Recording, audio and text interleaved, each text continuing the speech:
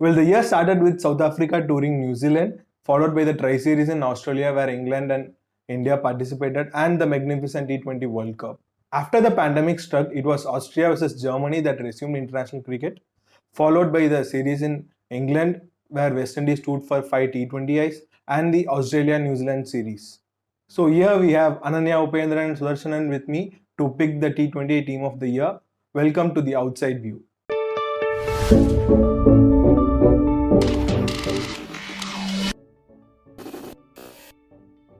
So, Sudarshanan, tell us what is your top six?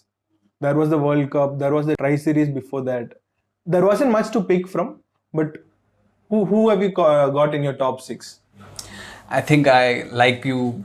If you kind of give the context of Bollywood movies, there are Jai Viru kind of pairings, and that for me is Australia's Beth Mooney and Alyssa Healy. So they are the openers in my team, and they are followed by Shafali Verma, or I had a confusion there, Shafali Verma or Christina Goff, because Shafali Verma's numbers are tremendous. Like 141 is her strike rate.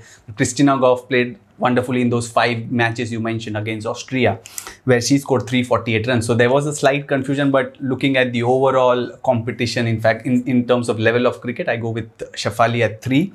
Meg Lanning and Heather Knight are my 4, 5, and then I have Laura Wolfart at 6. So these are my top 6.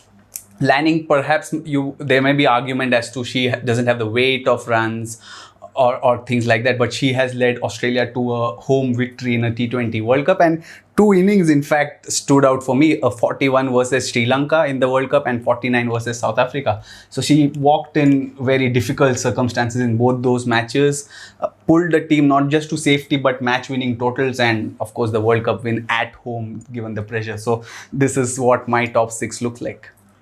Well, it is. It looks like interesting and. But don't you think Shafali scored most of the runs in the power play?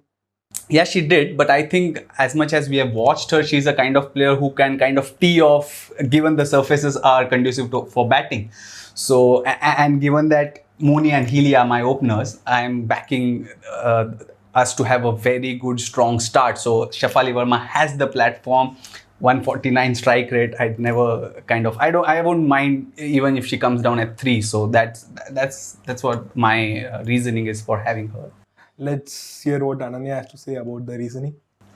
Well, I mean, while I agree with that Jay Viru kind of combination, I feel like Healy, with Healy, she didn't find a place in my team. To be honest, I thought that while that World Cup, the knock in the final was exceptional, I think she didn't.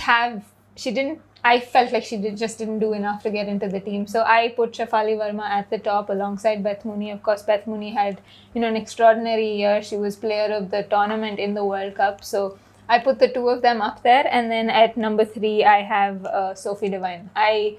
I'm very surprised that you left out Sophie Devine, considering, she got her maiden 100 this year. She scored those 450s on the trot, and I thought she was in exceptional form. She an all-rounder as well. So the fact that you left her out, I did not understand that at all. And then, of course, there's Heather Knight for me, Natalie Siver as well, another all-round option. And then I have a bit of confusion between Laura Wolfart and Ashley Gardner. I feel like Laura Wolfart had a breakout World Cup. She batted twice, I suppose, but they were impactful performances. So Ashley Gardner, I thought, showed a lot of versatility, a lot of maturity, especially against New Zealand at the back end of the year. So it's a toss-up between the two of them for me, but I think Shafali Verma, Beth Mooney were my openers, and number 3, Sophie Devine. I'd like to present my case for not having Sophie Devine, because looking at my top 6, I think even otherwise, I think I have enough to offer with the ball. And like I said, Christina Goff was kind of a difficult omission for me from the 11. So she and Devine would be my 12th probably. But yeah, I agree with you. The points for having Devine are very good. But my reasons are that I have enough bowling and I have enough firepower at the top to kind of fit another player somewhere in the middle. Isn't it interesting that you pick Meg Lanning over Devine? Lanning has 165 runs and her strike rate this year hasn't been up to her standards. And Devine also has 11 wickets. He has scored 450 odd runs at averaging 45 plus. Strike rate is also more than 120. We all know that Meg Lanning has led Australia to the World Cup, but when we are picking the team of the year, don't you think the performances that they have given in this year should matter more? Yeah, the World Cup was this year, so the performances she gave were this year. She led the side despite the hype. Like it's perhaps it's, I think, a bit easier to lead a side when you know there's not much expected out of you. Whereas Australia, a lot was expected given the year they've had last year, and also heading towards the World Cup where they won a crucial, I mean, a very tough match against India in the final of the Tri-Series. So they knew that the pressure was on them. They in fact were vocal about the pressure that was. So even though she doesn't have the sheer weightage when you compare a 492 versus a 279, I think the overall her other aspects is what I mean that's what counted for me. Well, I mean, I kind of agree with the argument. I think it's a valid point, but I still feel like if you're picking a T20I team of the year, you also want those batters to have, I suppose, scored at a rate that, you know, we saw through the year. And I don't think Meg Lanning scored at a very fast rate, especially in T20I. So I think Sophie Devine, just by pure numbers, if you look at the scores this year, I think batters were scoring at a 120 plus strike rate. So to have someone who's scoring 30 odd runs less than the strike rate, I'm really not sure. I think you need to rethink that argument. Well, if you want Lanning for captaincy, I think there are enough captaincy candidates from the players that we have already picked from. There is Heather Knight and there is Sophie Devine if you pick her. Also, I think in my 11, which is very similar to Ananya's, where Healy was very tempting to leave out, but she had only 4 big scores. Apart from that, she didn't get starts itself, which is a worrying sign because when you have a batter as explosive as Healy, what do you expect is a start? If he is not giving consistent starts, then and having Shefali is a more exciting prospect in the power, especially in the power play. So I've gone with Shefali and Mooney, followed by Devine, Knight, and Siver, and Laura at 6. Gardner is also an option that we have, which will depend on the bowlers we have to pick from. So let's hear what bowlers you have picked. So my bowling attack looks something like Jonathan, Brunt, Schutt, Eccleston and Gaikwad. Again, there was a bit of confusion between Gaikwad and Poonam Yadav. Poonam Yadav because 10 wickets in 5 T20 World Cup matches as opposed to Gaikwad who has 15. But most of them came before the T20 World Cup. So that was one of my points. Otherwise, I think Brunt, Jonathan, Schutt and Eccleston are my bowling attack. 10 wickets in 5 matches, it is interesting, but Gaikwad have picked a minimum of 2 to 3 wickets in almost all the matches that she has played. What's your 11 bowling attack looks like? Well, it's a similar attack except that I have only one seamer, so I have Megan Schutt as my frontline seamer. Surprise, surprise, no team pacer here, but Megan Schutt. But Jess Jonathan, I had to go with Sarah Glenn. I thought Sarah Glenn had an outstanding year, player of the series against West Indies as well. And then there's Sophie Eccleston, and I went with Rajeshwari Gaikwad over Poonam Yadav simply because, she spent a couple of years out of the T20 team and came back into the side and had such a big impact for India, especially in that Tri-Series. I thought, she bowled with a lot of control. To have kept Radha Yadav out of the 11, I thought, just showed how much faith the Indian team had in her.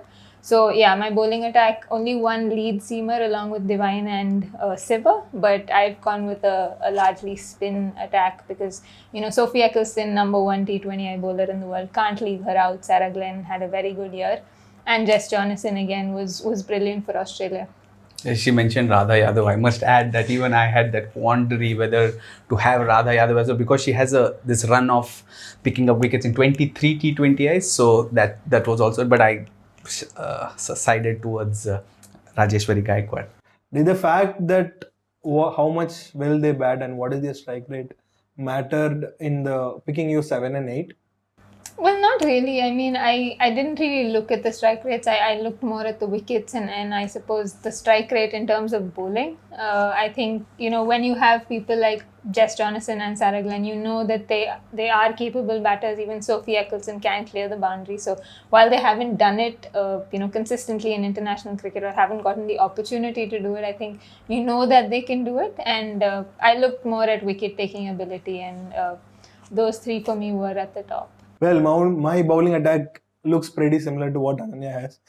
And it is Sudarshan Iyer, who has kind of gone other way around. So we have my bowling attack looks like Schutt is the only seamer that I have picked along with Eccleston, Jonathan, Glenn, and Rajeshwari Gaikwad. So that's our 11. Sudarshan, what do you have to say? What? I frankly think there has been a lot of communication between you two to kind of come to an 11 and just kind of overpower me. I think, I don't know, but I think I agree to some of your picks. Like I perhaps might have Divine if you want, but Lanning, as I said, your point of strike rates, I want to add that there. That it was valid where you said it's an year where people have scored in 120s, where Lanning has around 100. But the games that she saved weren't games that you need to score fast. So that's perhaps one of my points for having Lanning. But either way, I think I am accommodating, so I don't mind if these two have similar teams. So these are our individual teams of 2020, and here's the Women's Cricket Zone's T20 team of 2020.